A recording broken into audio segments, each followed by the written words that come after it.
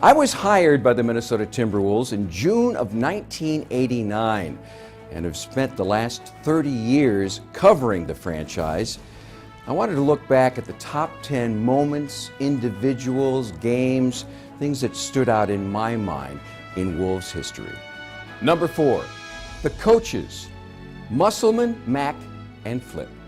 We all knew Bill Musselman was intense. We saw that during his Gopher head coaching days.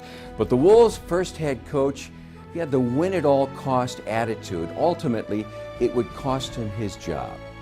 Bill Musselman did have a coaching tree. It's not talked about often, but 5 of his players or assistants went on to coach in the NBA.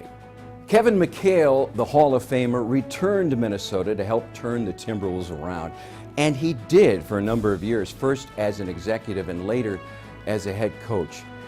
Mack had so many wonderful stories. At one point, after listening for years on the plane, I told him, "You got to write a book."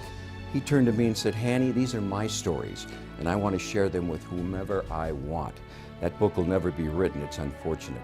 Kevin McHale, very tough on his players during practice, but during games, he would clap his hands, pat people in the back. That was his philosophy, and it worked well. No single individual had a greater impact on the Timberwolves than Flip Saunders, who was a head coach multiple times for the Wolves.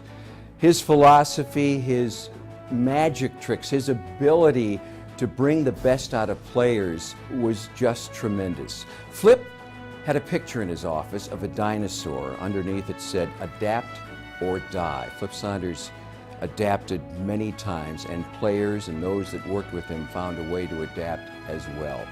He'll be missed every day by Timberwolves fans.